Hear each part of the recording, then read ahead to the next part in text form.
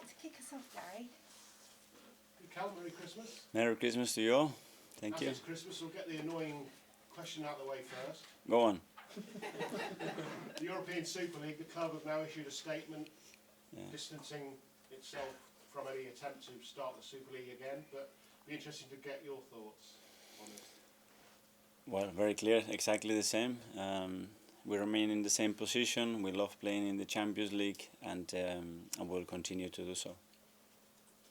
The players, the PFA say that the players and the fans are against it. Is that the sense you get, that the players don't really want to be involved as well? I think that's a question for them, but obviously supporters, football supporters, and the passion they bring to the game is the main reason why this game belongs to them and to the players, because they are the absolute protagonists and what makes this game so enjoyable. And we have to look after them, and their opinion is very, very important.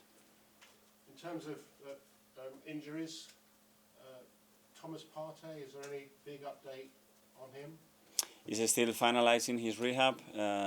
He still hasn't trained with the team yet. Neni, hopefully he will train with us this afternoon, see how he feels about it. For the rest, no news. Jorginho as well, is there as a doubt? It's still a doubt, yes. Racing? He's racing. Anfield, Friday night football, always a special game, but particularly under the floodlights.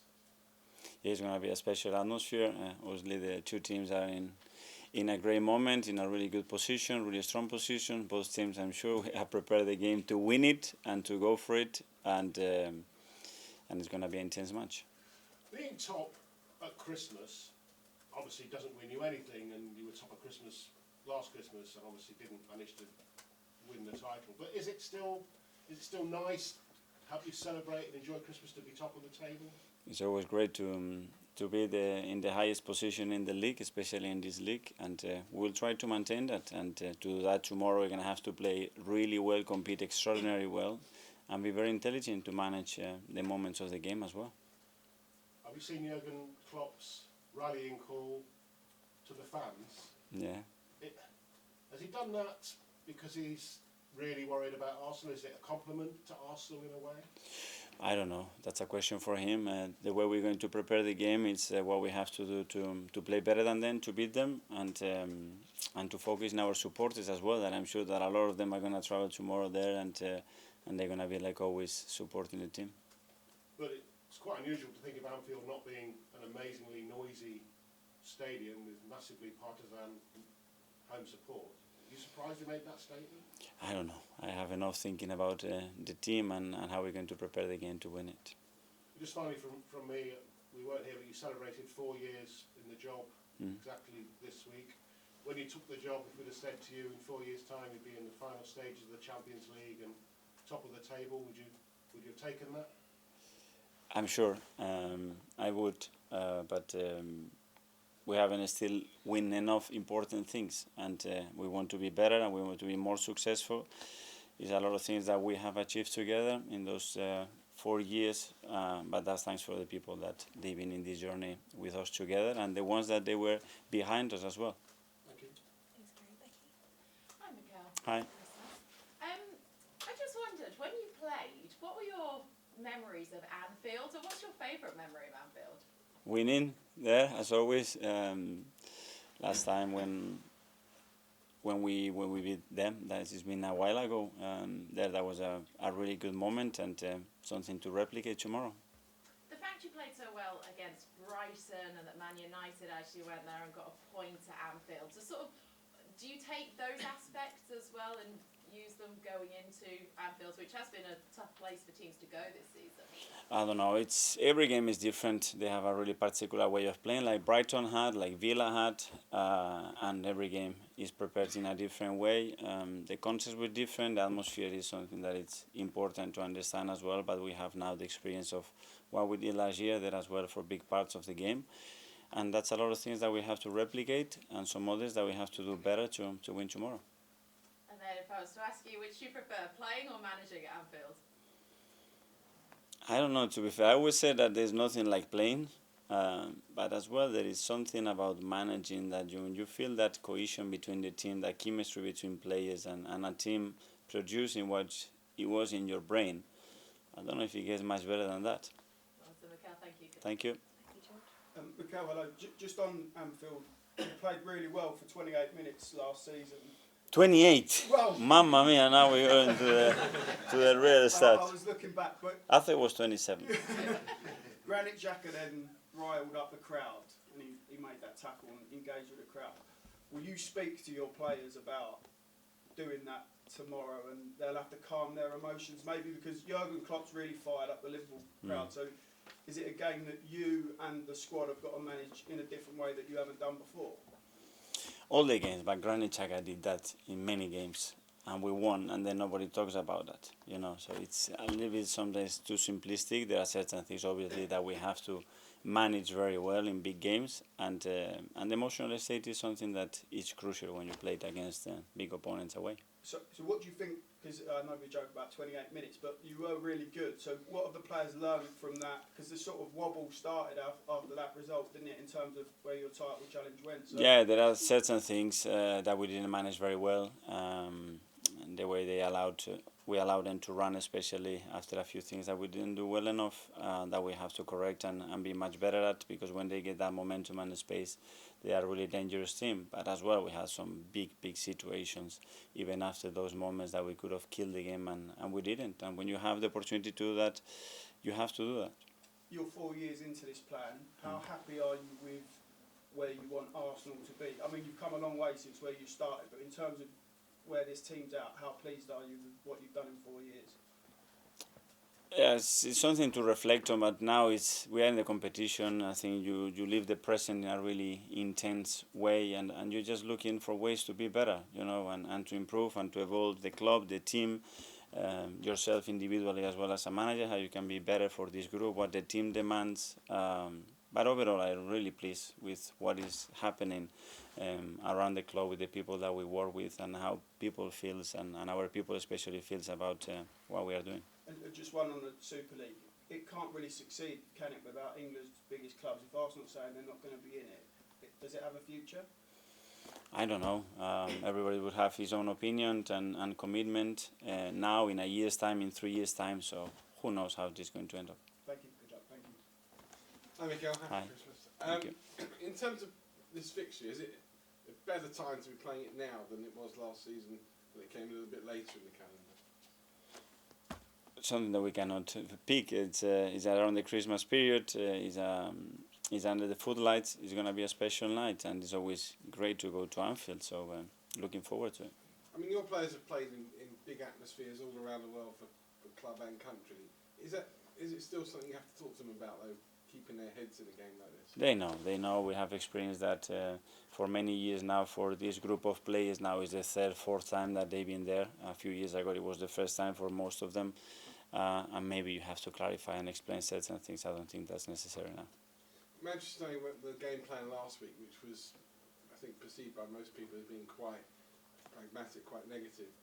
Will you attack Liverpool tomorrow, or will you go with a game plan? Sorry, can you Will you repeat? attack Liverpool tomorrow? Or No, will the you first go- part of the question? Hmm? The first part of the question? Manchester United Sorry. were, I think their Okay. game plan last week was a bit boring, I think. But will you go with a more attacking game plan tomorrow, basically?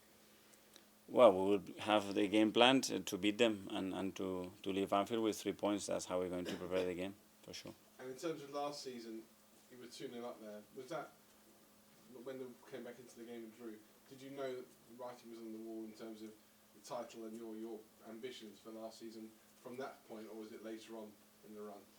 No, it was that run of games that when we have a few draws in a row as well. But that was part of it. You know, we had moments that we could have killed the game to get away with the 3 points, and we didn't. And then in certain moments, especially in the second half, we suffered in many moments to maintain that draw. And finally, in your 4 years here so far, you've changed so much about the club. You've brought in the phrase "believe in the process" and everything. Would you consider so far what you've done a success? I think I'm really happy where we are and how we have achieved things, you know, and how we have behaved through difficult moments, through good moments, and the involvement of everybody at the football club and how they feel that they have participated building what we are doing. And I don't know, it's a joy to be here with these people, and I'm willing to be better because we are for sure not satisfied.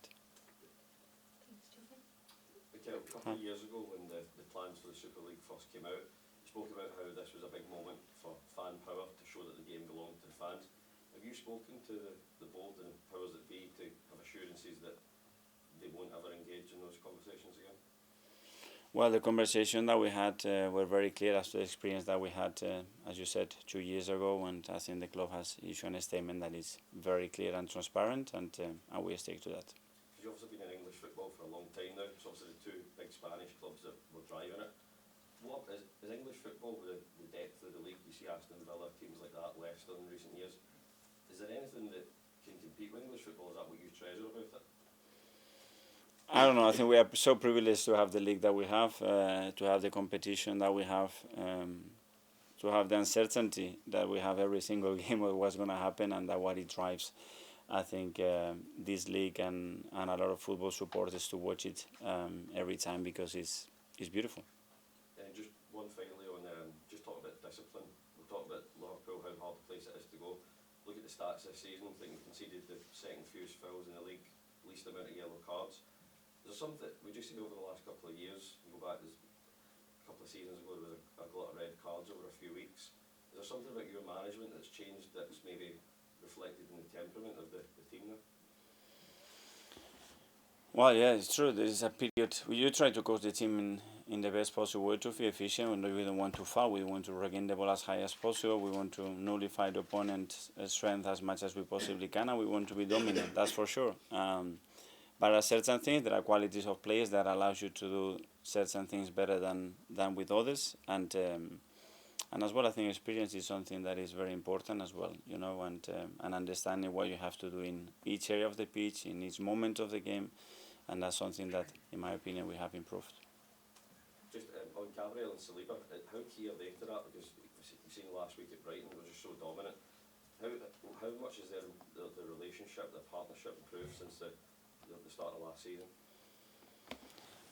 I think they clicked straight away, and that's something that, as a coach, you really hope for, because when you talk about partnerships, those two positions are key, and there is that chemistry, there is that understanding, they complement each other in a great way.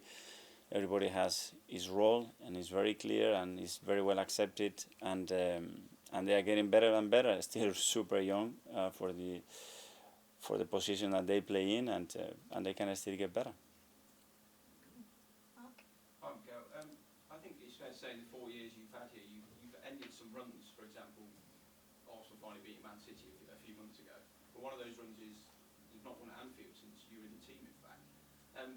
Is this another one of those monkeys that the club just needs to get off the back and get a result there? And why do you think it has been so difficult in those years?